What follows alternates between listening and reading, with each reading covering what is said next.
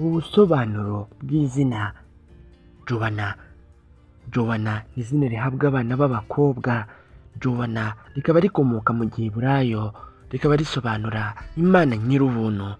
Rino zina Joanna rifitanye isano cyane n'izina Yohana, gusa bamwe uzasanga barihuza cyane n'impano y'Imana cyangwa se kugirirwa ubuntu n'Imana.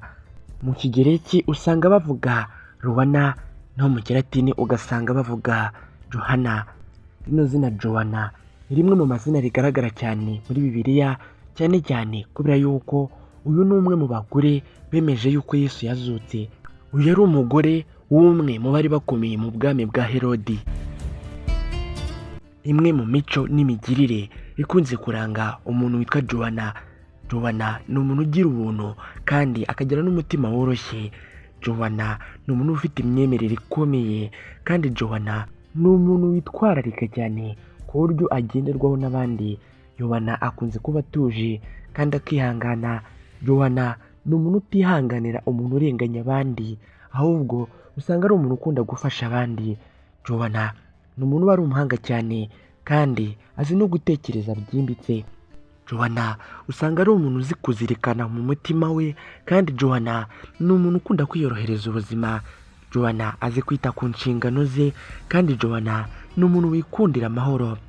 Joanna ni umuntu uzi gutega amatwi abandi, kandi Joanna usanga ari umuntu uzi kugenzura amarangamutima ye. Joanna kubera ukuntu agira impuhwe n'ukuntu agira umutima mwiza, hari ubwo rimwe na rimwe usanga yitanze cyane, bikaba byagira ingaruka ku buzima bwe. Ni nayo mpamvu agirwa inama yo kwiyitaho ndetse no kwishakira ibyamugirira akamaro.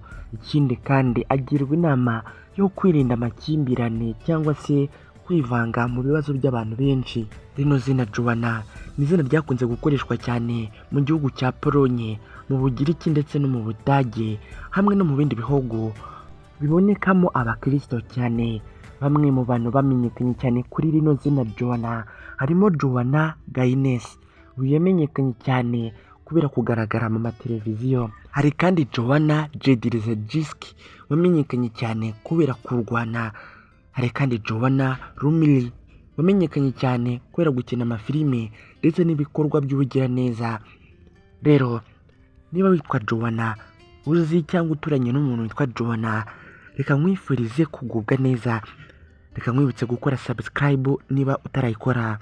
Naho jye nitwa Aimable Niyongira, munyemerere duhuruta.